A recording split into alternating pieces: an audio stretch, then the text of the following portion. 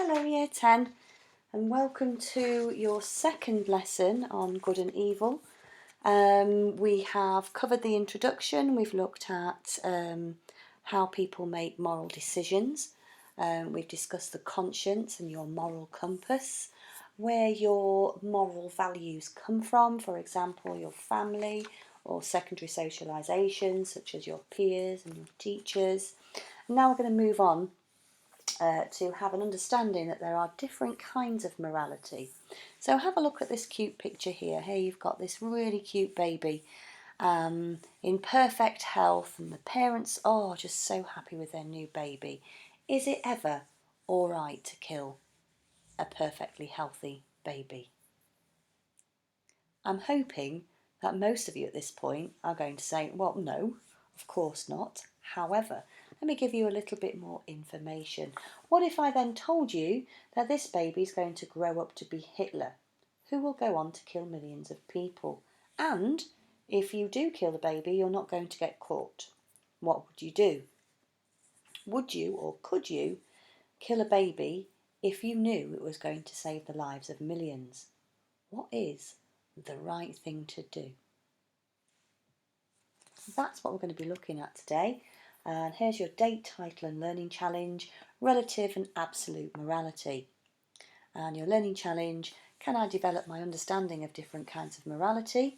And hopefully by the end of it you're going to have a very good understanding of the words relative and absolute, and be able to evaluate hopefully which one, well, decide which one you think is a better form of morality, if there is indeed a better form of morality.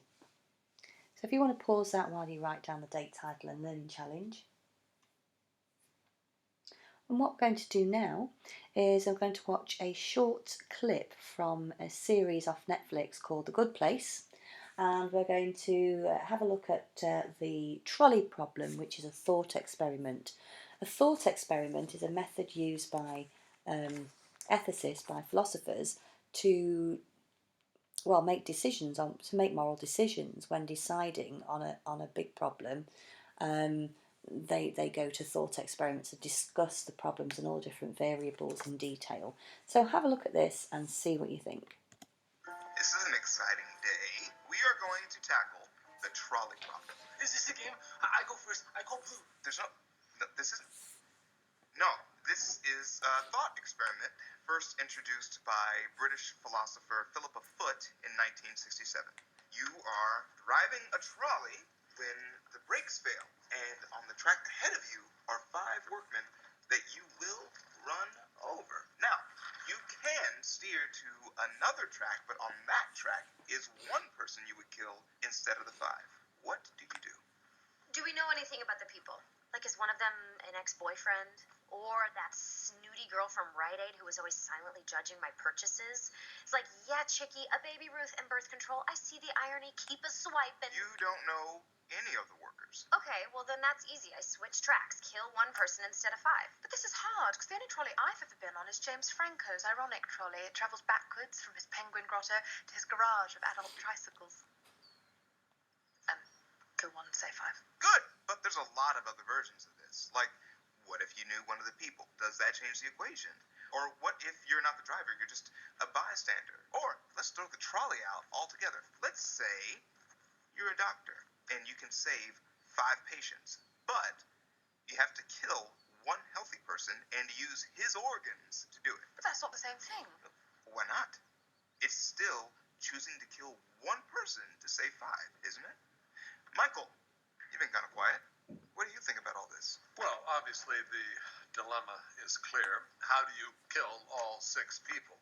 So I would dangle a sharp blade out the window to slice the neck of the guy on the other track as we smush our 5 main guys. Oh, I did the thing again, didn't I? Yeah, 10 more, buddy. People, good. People, why is that so hard to remember? People, what is it? Good. Good. So there you go, the trolley problem. Is it all right to kill one person to save 5?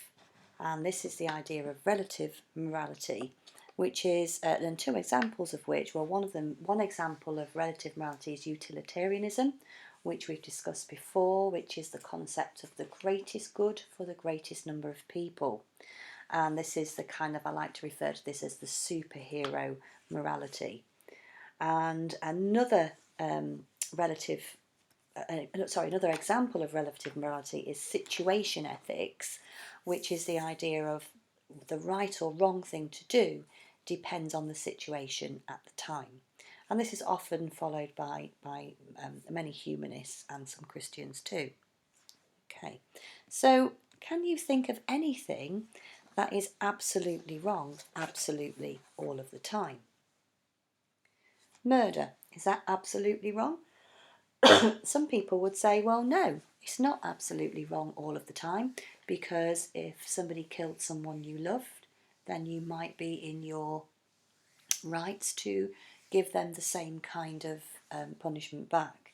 So therefore, we might not always consider murder to be wrong. And the problem is then with this kind of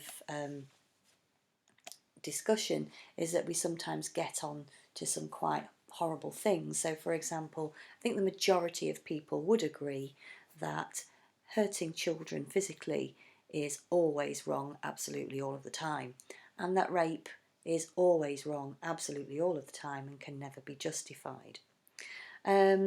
Natural moral law, which is what we've already looked at in Catholicism, and the primary precepts, they're considered to be moral absolutes. So those are things that are absolutely the right or wrong thing to do absolutely all of the time. So for example, in the Catholic Church, they would say that same-sex relationships are absolutely always wrong all of the time in natural moral law. Therefore, it's an absolutist theory. Okay, let's have a look at this one. So based on this picture, are the girl's actions right or wrong?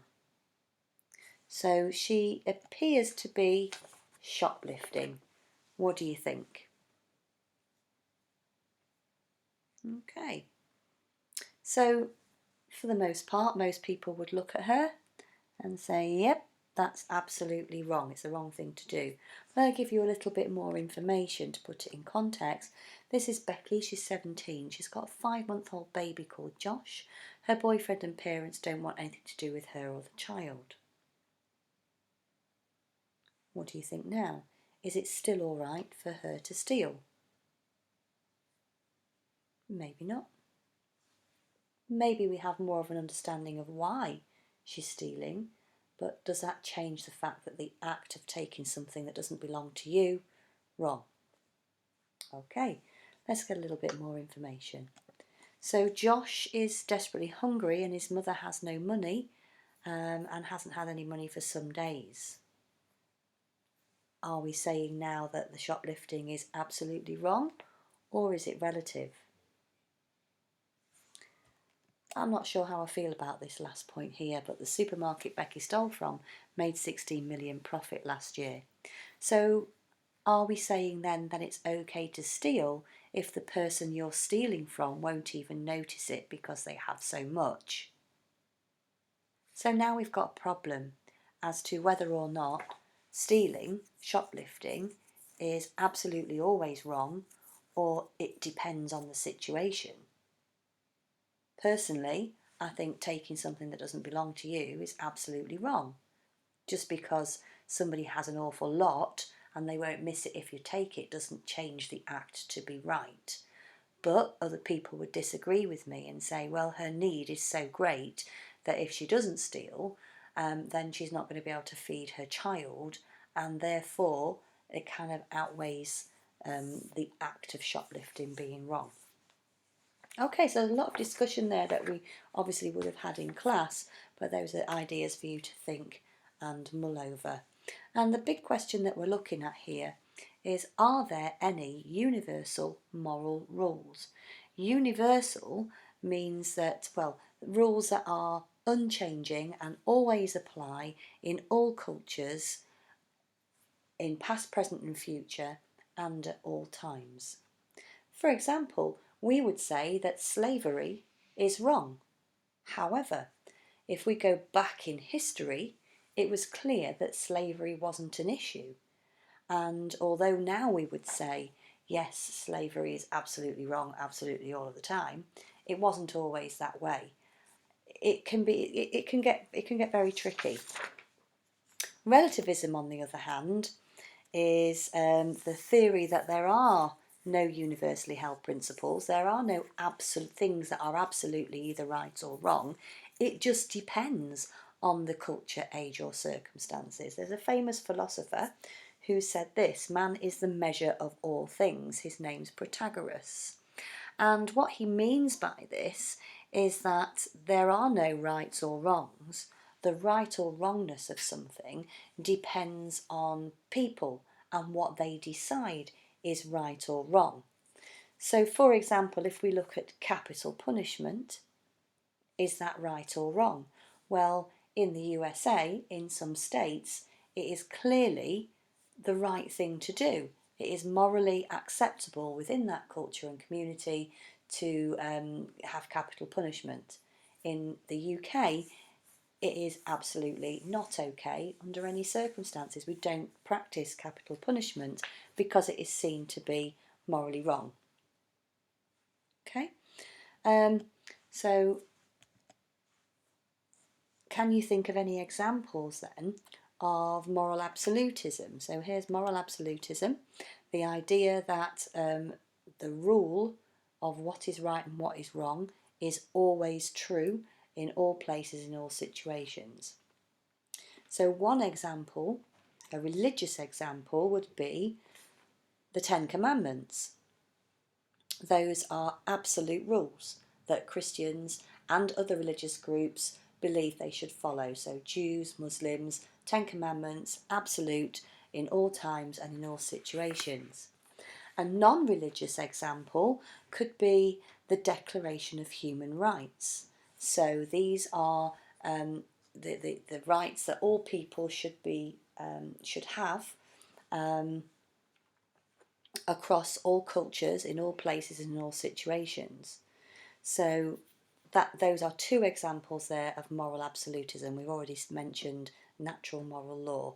It would be a good idea for you to write a subheading, moral absolutism, and pop down your three examples: natural moral law, Ten Commandments, Declaration of Human Rights. Okay, now it's over to you for a little activity. Now there's two activities here.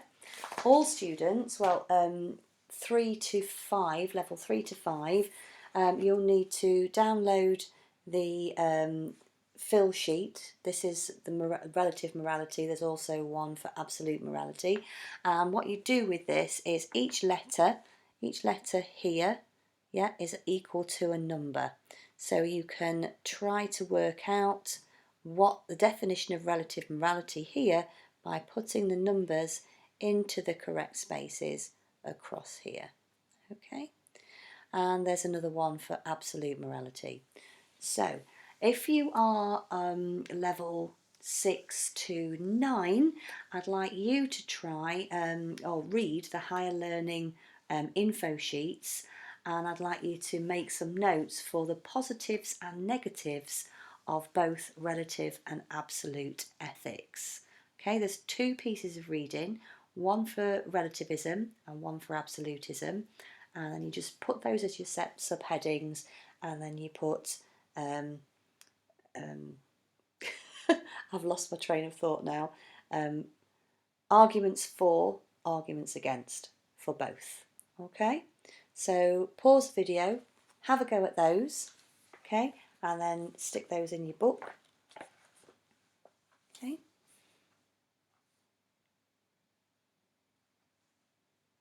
Okay, and welcome back. So let's have a look at these statements here, and let's see if we can decide if they are absolute or relative statements. So just to ensure that we totally understand the difference between each. So statement 1 believes that there are moral commands that are true for all time, in all places and in all situations. Well, that is an example of absolutism. Well done. And the second point, things are right or wrong and cannot change. Again, another example of absolutism. Things are good or bad depending on the circumstances or the situation. Sorry, the circumstances of the situation. Well, that one is saying that things are all relative, so morality is relative. It depends on the situation, that's what it means. Number 4, torturing children, rape and murder are always wrong. They don't change according to the culture in which you live. That is in support of absolutism. Number 5, there are no values that cut across all cultures and peoples. That is supporting relativism. It's saying that what's okay in one part of the world might not be okay in another part of the world. I'll give you an example actually. In India, there was in the past a group of people, and if the husband died, he was put on a funeral pyre, and the wife would then throw herself onto that, and that was considered the right thing to do. Obviously, that wouldn't happen here, and for them that was the morally right thing to do, and for us not so much.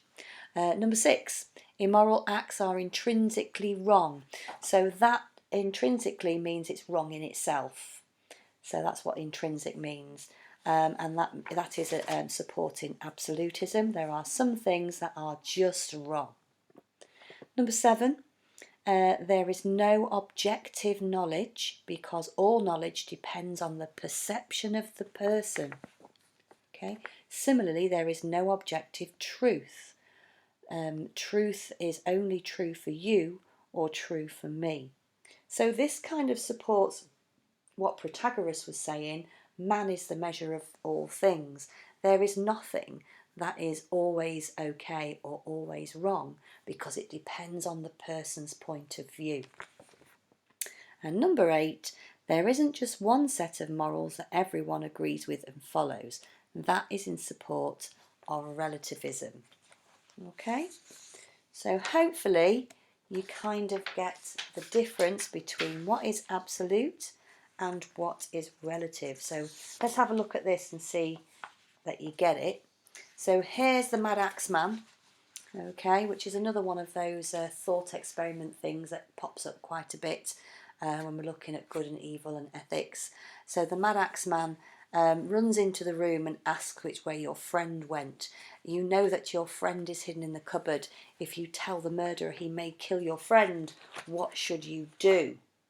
Okay, so what would an absolutist ethicist say?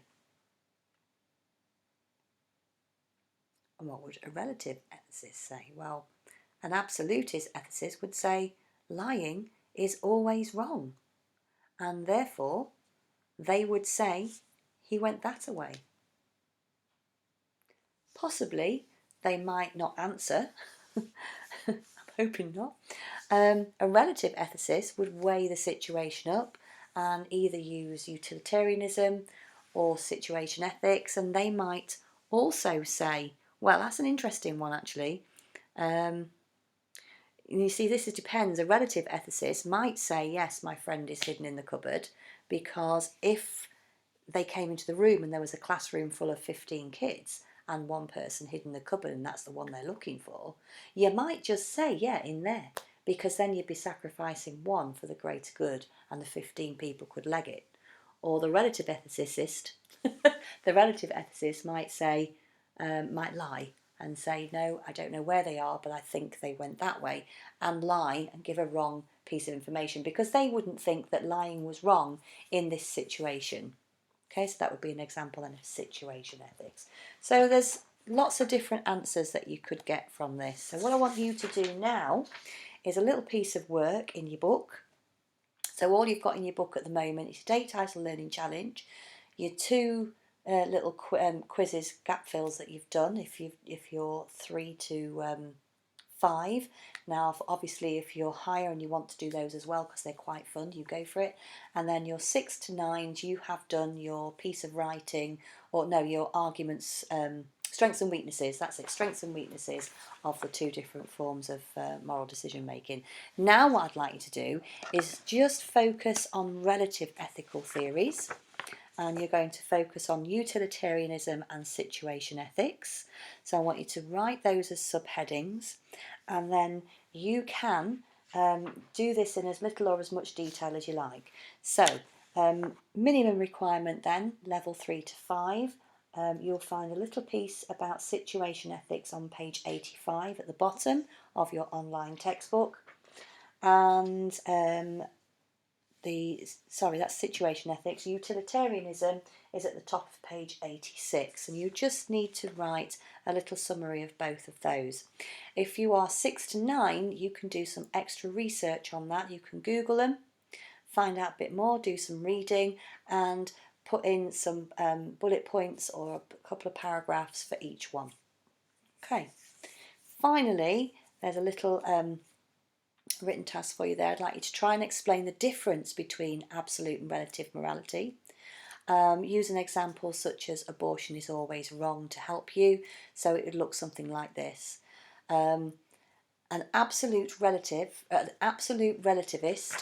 sorry, hang on, let me get this right. An absolutist would say abortion is, or an absolute ethicist would agree that abortion is always wrong because. A relative ethicist would say that abortion is not always wrong because, and then give some examples. Try to bring in some bits from your definitions that you've got in your exercise book. Okay, when you finish that, rejoin me. Got a couple of bits more left to do. Okay, so here we go. This is a quotation from Nietzsche.